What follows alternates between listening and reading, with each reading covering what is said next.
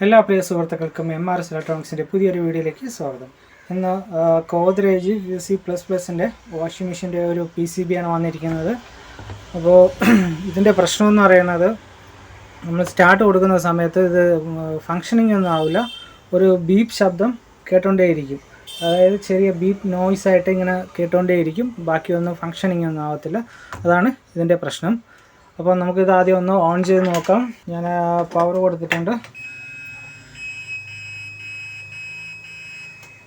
ഇതിപ്പോൾ പിന്നെ സെറ്റിങ്സിൽ കിടക്കുന്ന ഡോർ സ്വിച്ചിൻ്റെ എററാണ് വന്നിരിക്കുന്നത്. ഇതാണ് ഡോർ സ്വിച്ച്. ഞാൻ ഈ ഒരു നോയ്സ് മാത്രമേ ഉള്ളൂ ഇതിന് ഇൻലെറ്റോ മറ്റു കാര്യങ്ങളോ ഒന്നും എടുക്കത്തില്ല. അതുകൊണ്ടാണ് അത് എടുക്കാത്തതെന്ന് നോക്കാം. ഞാനിപ്പോൾ ഇതിനകത്ത് പ്രഷർ സെൻസർ കണക്ട് ചെയ്തിട്ടുണ്ട്, ഇൻലെറ്റ് വോൾവ് കണക്ട് ചെയ്തിട്ടുണ്ട്, ഡോർ സ്വിച്ച് കണക്ഷൻ കൊടുത്തിട്ടുണ്ട്. ഓക്കെ, ഇനി നമുക്കൊന്ന് അഴിച്ചെടുക്കാം. ഇതിനകത്ത് നിറച്ച് പാറ്റ കയറിയതിൻ്റെ ഒരു ലക്ഷണമുണ്ട്. ആദ്യം നമുക്കൊന്ന് ക്ലീൻ ചെയ്ത് ഫുള്ളൊന്ന് അഴിച്ചിട്ട് വരാം. അപ്പോൾ ഇതാണ് അതിനകത്തിരുന്ന ബോർഡ്. ഇത് പിന്നെ പവർ വിത്ത് സപ്ലൈ ചെയ്ത് യൂസർ ബോർഡ്. അപ്പോൾ ഇതിനകത്ത് മൊത്തവും പാറ്റയുടെ ആ മുട്ടയും പല്ലിയുടെ മുട്ടയൊക്കെ ആയിട്ട് നിറഞ്ഞിരുന്ന് ഞാൻ മൊത്തം ക്ലീൻ ചെയ്ത് ഇത് വെച്ചിട്ടുണ്ട്. ഇനി നമുക്കിതൊന്ന് ഓൺ ചെയ്ത് നോക്കാം. ഈ കണക്ടർ കംപ്ലൈൻ്റ് ഉണ്ട്. ഇതൊന്നും കറക്റ്റ് ലെവലായിട്ട് നിൽക്കുന്നില്ല. അപ്പോൾ ഇത് കറക്റ്റായിട്ട് നിൽക്കുന്നുണ്ട് എന്നാലും. അപ്പോൾ ഈ കണക്ടർ ഒന്ന് ക്ലീൻ ചെയ്തിടണം. പിന്നെ വരുന്നത്, ഞാൻ ഫിസിക്കലി കണ്ട ഒരു കാര്യം, ഇവിടെ ഈ രണ്ട് കപ്പാസിറ്ററുകൾ വൾജായിട്ട് നിൽപ്പുണ്ട്. ഈ ഒരു കപ്പാസിറ്റർ നല്ല ബൾജായിട്ടുണ്ട്, ഈ ഒരു കപ്പാസിറ്റർ ചെറുതായിട്ട് ഒന്ന് ബൾജായിട്ടുണ്ട്. അപ്പോൾ നമുക്ക് ആദ്യം ഇതൊന്ന് ബാക്ക് സൈഡ് കട്ട് ചെയ്തിട്ട് ഈ രണ്ട് കപ്പാസിറ്ററും കൂടെ ഒന്ന് മാറിയിട്ട് ഒന്ന് ഓൺ ചെയ്ത് നോക്കാം എങ്ങനെയുണ്ടെന്ന്.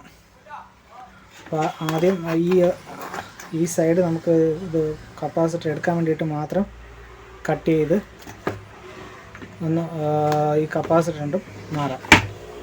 ഞാൻ ഇവിടെ നിന്ന് ഈ രണ്ട് കപ്പാസിറ്ററും ഇത് ബൾജായി നിൽക്കുന്നതുകൊണ്ട് ഈ രണ്ട് കപ്പാസിറ്റർ ഇതിനകത്തുനിന്ന് അഴിച്ച് മാറ്റിയിട്ട്, ഇത് ഒരെണ്ണം 220/35 വോൾട്ടിൻ്റെ കപ്പാസിറ്ററും പിന്നെ വരുന്നത് 470 25 വോൾട്ടിൻ്റെ കപ്പാസിറ്ററുമാണ്.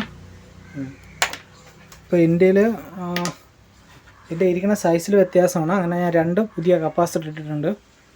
ഇനി നമുക്കിതൊന്ന് ഓൺ ചെയ്ത് നോക്കാം. പവർ ഓൺ ചെയ്തിട്ടുണ്ട്.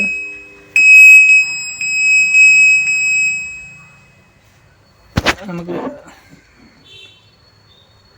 ഇനി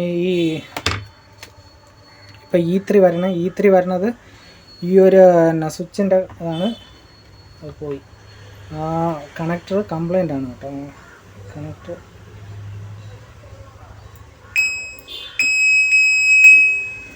ഓക്കെ, ഇത് പ്രസ് ചെയ്ത് പിടിക്കുമ്പോഴത്തേക്കും ഇപ്പോൾ ഇത് വർക്ക് ചെയ്യുന്നുണ്ട്.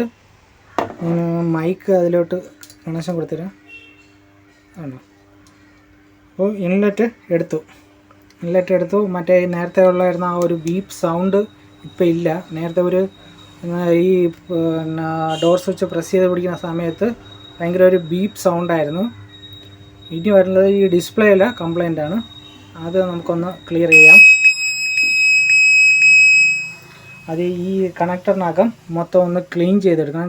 ഇതിനകത്ത് ഈ കണക്ടറിനകത്ത് ക്ലാവ് പിടിച്ചതാണ് ഇതിന് ഈ ഒരു കംപ്ലൈൻറ്റ് വരാനുള്ള പ്രശ്നം. അപ്പോൾ നമുക്ക് ആദ്യം ഇതൊന്ന് ക്ലീൻ ചെയ്തിട്ട് ഒന്നുകൂടെ ഓൺ ചെയ്ത് നോക്കാം. ഞാനിപ്പോൾ കുറച്ച് ടിന്നർ ഉപയോഗിച്ചിട്ട് അതിനകമൊക്കെ ഒന്ന് ജസ്റ്റ് ഒന്ന് ക്ലീൻ ചെയ്തിട്ടുണ്ട്. എന്നിട്ട് ഒന്നുകൂടെ ഓൺ ചെയ്ത് നോക്കാം ഡിസ്പ്ലേ കറക്റ്റായിട്ട് നിൽക്കുന്നുണ്ടോയെന്ന്.